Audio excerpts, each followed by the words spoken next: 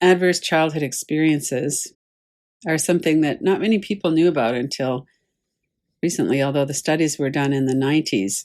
And I've heard a lot more about it in the last couple of years. One of the books that's just come out about adverse childhood experiences is this new book by psychiatrist Dr. Bruce Perry and Oprah Winfrey. And they're talking about not what's wrong with you, but what happened to you. Conversations on trauma, resilience, and healing. And one of the things I really liked about the book is that Dr. Perry really outlines the neuroscience of trauma, the sequential nature of trauma, and how important it is at what developmental stage of the child's brain that it happened. And to really understand the trauma can be very helpful from a point of view of releasing the shame around it and releasing some of the feelings of powerlessness. So it's wonderful that so many medical people as well as general public now are really looking into how our earliest experiences shape our brain and the impact of developmental trauma, meaning development of the brain, our nervous system, our patterns of relating. And one of the things that Bruce Perry talked about in the book that really is in sync with my understanding, we look at Stephen Porges as well and different experts, that the first thing is that we have to settle our nervous system. We have to regulate our nervous system. And we can't really be connected when we're in the middle of a fight, flight, or freeze response. We have to come back up to the trust and connect experience in our nervous system. And he talked about that as well in the book. And that from there, from a regulated nervous system, we can go into connection. After that, then we can go into the more cognitive levels of the brain. So one of the things that we're looking at all the time is the lens we look at. If we look at our lives through a trauma lens and through this developmental lens that Bruce Perry is talking about in the book as well, then we can really have a look at what happened to me is why I am the way I am, or what happened to me is why I've had the experiences that I've had. And so it takes a lot of the blame out. So if you had experiences where you were well nurtured, where when you cried, someone came and helped you to settle, then you developed a nervous system that's very resilient. And if you didn't have that, or not consistently enough, then you developed a different kind of nervous system. So it's a real key in our lives. So ACES, I have a link that I sent out in the earlier email. I'll send it out again as well on my website. There's a blog on trauma from last year, and it talks about these kind of the basic ACES study. It happened with an insurance company and the Center for Disease Control in the United States. The results have been replicated many, many times. And what they found is that early childhood experiences, adverse experiences, really affect a lot of things that we wouldn't really necessarily correlate. A lot of disease like cancer, diabetes, a lot of social problems, financial problems, high-risk behaviors. We're more likely to be abused as well as abuse others. So there's a whole lot of things that are connected to it that can really help us make sense. And in the ACES test that I've got on my website, I've expanded the original 10 questions. So if you're interested, you could go and look at that and possibly do the test. If you've already done it, or if you're not inclined to do it, don't worry about it at all. You don't have to do it for what we're doing here together.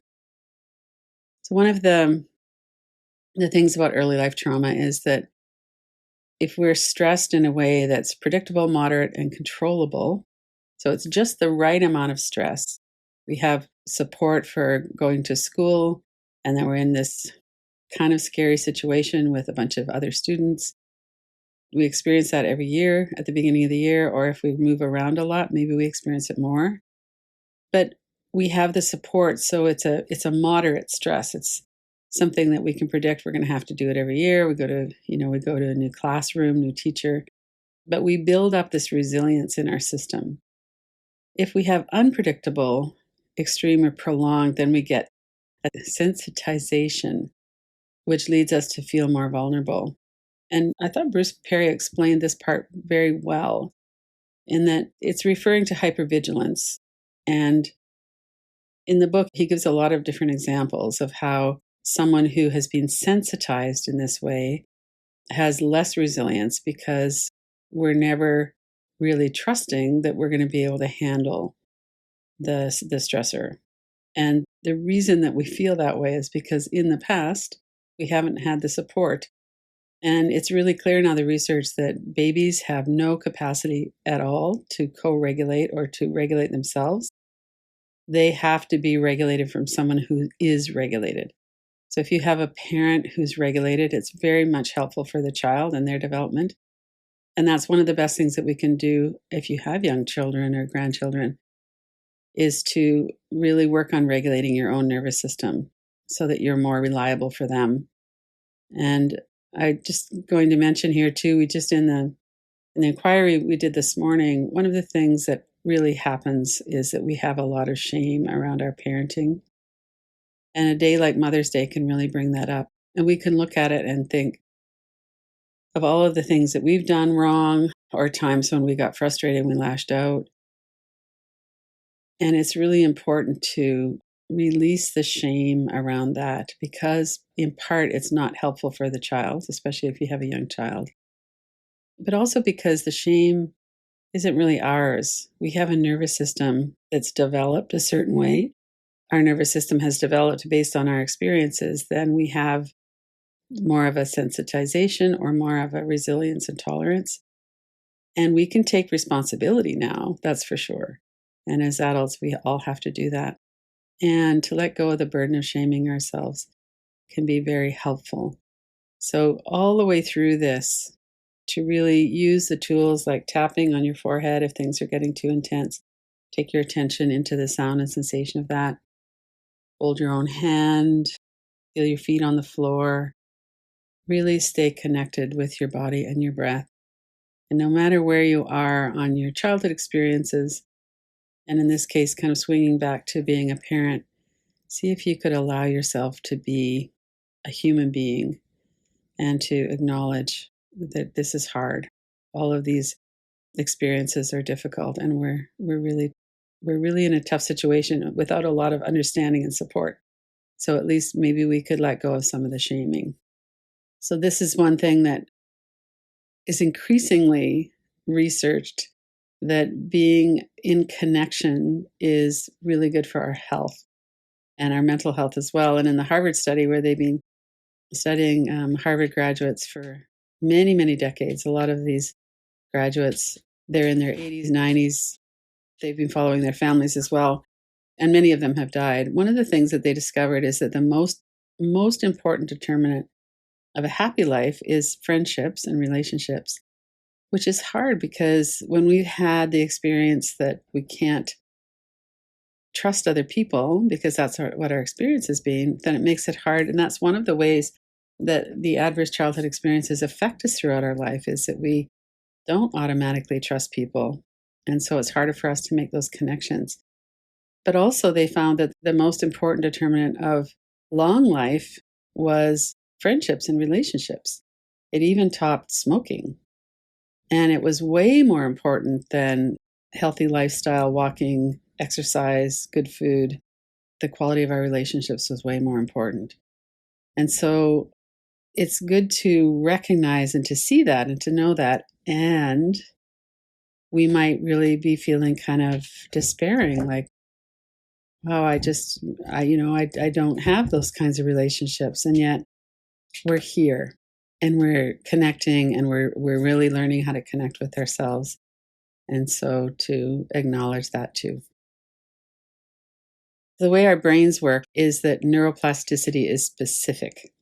And that's one of the things that Dr. Perry outlined in the book as well. And so as they're looking at really understanding what happens in developmental trauma at different age groups, then they can understand what the clinical applications would be. But one of the things that I wanted to kind of work on as we move into the inquiry part here is if we're not feeling like we've had enough love, if we've had an experience of not being loved, then to recognize that those neural networks are undeveloped. And as we practice them, then we strengthen that capacity. And people who felt unloved can become loving, and we can learn how to love ourselves as well. And that is something that has happened for me in my life, and I know it works. And so I wanted to move into some practices about this. So, this is kind of a summary of how we're loved and how it relates to nervous system regulation. So, babies don't have a mechanism to regulate their own system. And when they feel out of balance, then they need caregivers to co regulate and soothe them. And the way that works in the how they're loved, it's the skin to skin warmth, the smell of the parent, the sights, the sounds, the voices, and the attentive and responsive actions of the caregiver. And that becomes love to a baby.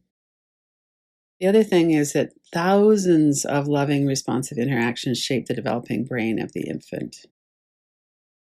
And we've talked before about there's a fair bit of research around we only need about 30% of the time, especially as babies move into being a little bit older, toddlers and young kids.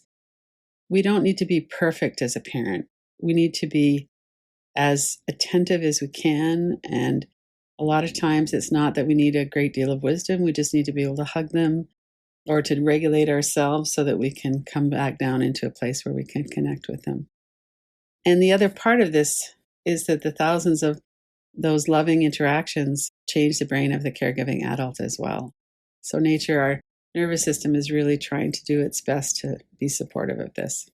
So, this is the neurosequential model of Dr. Perry. He's done a lot of clinical work with this model, and it's to regulate first, and then relationships, and then we go into reason. And the reason he's saying that I'm more hopeful now than I was 20 years ago is because we really understand the neurobiology of the brain, and we really understand how important it is to have consistent, safe relationships. And so instead of using clinical approaches that maybe work on cognitive behavioral therapy, which would be the reason part of it, of the sequential module, they work with regulating first and then developing relationships and then going in and looking at some of the beliefs that have formed. So this is the inquiry. We're activating our love neural networks. So we recognize what happened to me was not ideal and it left its residue of disconnection and mistrust. So that's true. And even with relatively good parenting in families, that's true for everybody. And it's more true for people who had an abusive or neglectful relationship with their caregivers. So what happened to me was not ideal, and it left a developmental impact. So let's work with the inquiry. It's safe to love. And your whole being might be going, no, it's not. And that's what we do with reverse inquiries. We look at what are the arguments against that. We might know that in our body. We might have a stiffening. We might have thoughts come in. And then to work with this intention. So come into your body right now. Close your eyes or soften your gaze. And let's work with this for the next several minutes. It's safe to love. And whatever your response is to that, regulate your own nervous system through your breath. Notice your breath, your body. Hold your own hand. I am willing to cultivate being loving, kind, open-hearted, and connected.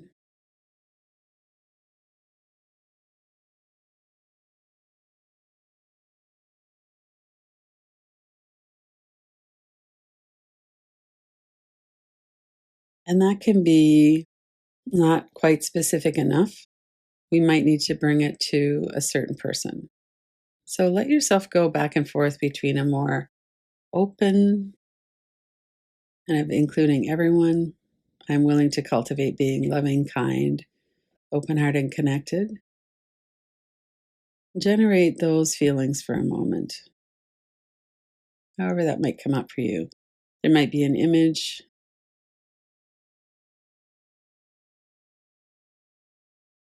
Maybe it's at work or in traffic or all kinds of places where that could be. It could have something to do with, being in lockdown. I'm willing to be loving and kind for people who are having a hard time with that. Just let yourself do this on a bit of a cultural or society level for a moment. And then move back and forth, come into a very specific person. I'm willing to cultivate being loving, kind, open hearted, and connected with this person.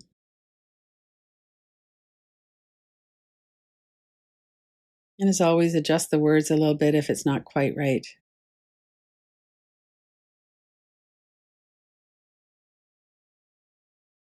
Notice your breath.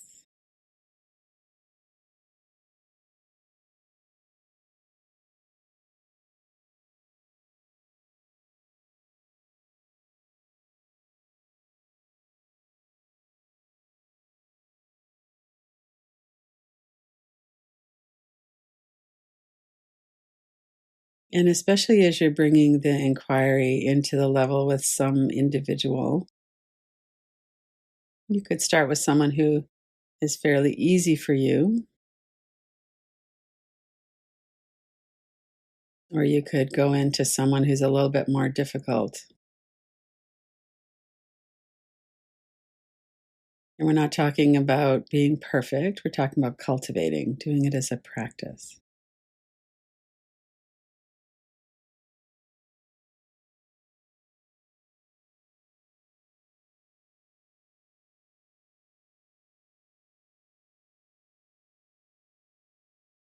You notice there might be memories coming up of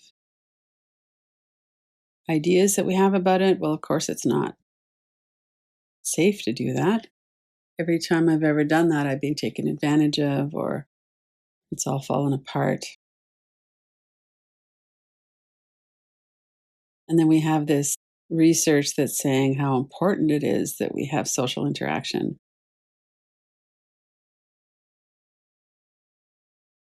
Notice what comes up in your mind.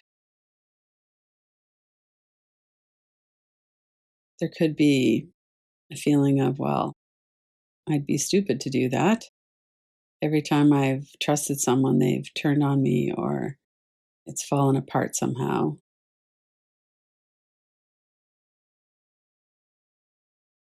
And now I have this news that it's a health and life longevity risk if I don't have deep connections with people. So here I am my whole life. I've had this experience of not being able to trust people. And now I find out that it's going to affect the length of my life. That doesn't seem fair. And how can I make myself be open when it doesn't feel safe? Just look and see what's here. There might be some things to make a note of or a mental note of and come back to them later. What is your nervous system saying? I'm willing to cultivate a connection with my friend who I haven't spoken to for a little while.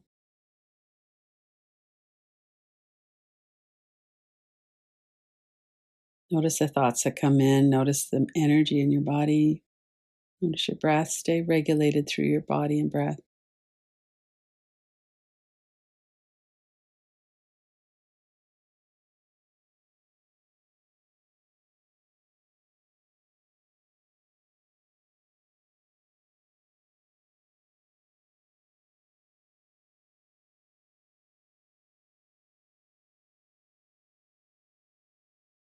And there's no right or wrong way. We're not putting pressure on ourselves to get involved with someone who doesn't feel safe to us. And it might be that we're working with ourselves internally. This all has to begin with ourselves. I'm willing to be loving and kind, open hearted, and connected with myself.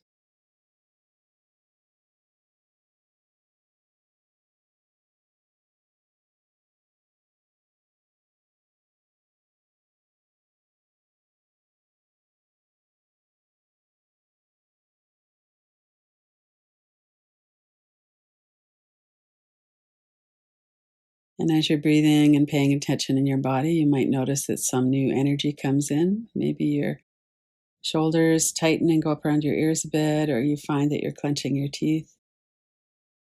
There might be a tightness in your gut. Continue to monitor what's happening in your body, in the energy of the body, especially.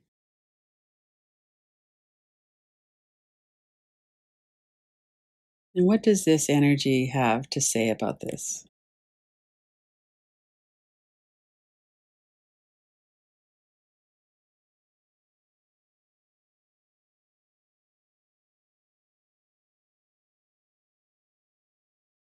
We can invite it, we can ask, kind of put our attention in that location where the energy is, and just say something like, "Why are you here? What do you need to tell me? Or what do you want me to know about this?"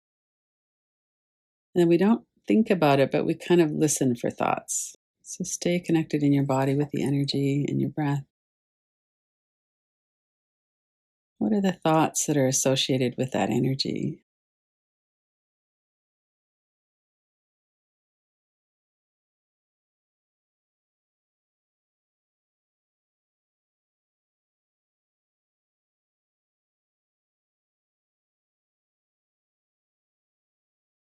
And we might kind of follow through from last week when we were looking at the specific mechanisms of disconnection. Are you going into judgment or anger at some other person? That's one of the ways that we protect ourselves. You're going into freeze. If you would find it helpful, you could do some tapping on your forehead, bring your attention into the sound, the sensation of the tapping. If you have persistent thoughts,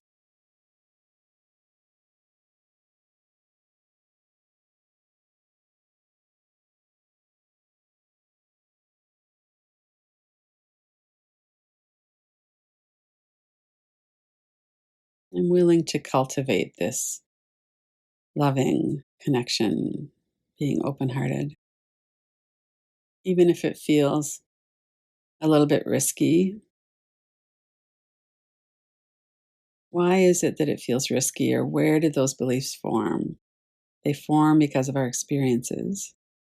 And if they formed in childhood, we have a different level of power and agency now than we did then. So, what might have made complete sense as a child, we might not need that level of protection now. So, notice if that might open up a little bit more space for this. I can tolerate more disapproval now than I could then. I can work with that. I can stay present with myself. I can be kind. I don't need other people to be perfect in order to connect with them. That might be another one.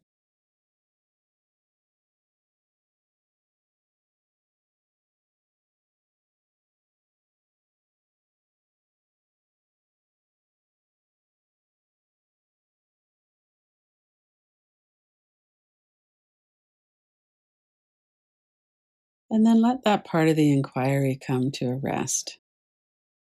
You can always pick it up later. These kinds of inquiries are so helpful to do many, many times. And then bring someone you love into your heart center. So, not somebody complicated necessarily. It could be an animal, a person, now, from before. And send them your blessings and your heartfelt wish for peace, joy, and happiness. There might be some resistance to that. We might be feeling, well, I can't do that, but we're just going to practice it. So pick someone that's easy for you. It might be a favorite teacher, or Mr. Rogers, or the Dalai Lama, or somebody that you care about. Just bring them into your heart, visualize them there with you in your heart. And without really any words, send them, immerse them in your blessings, your heartfelt wish that they know peace and joy and happiness. Let your body relax and soften. Long, slow exhales.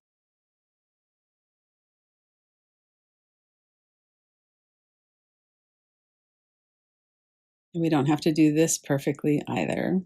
Just let yourself experience it, whatever's going on.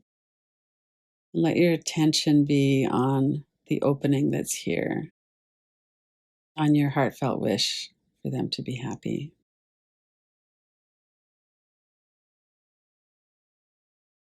Notice what that feels like in your body.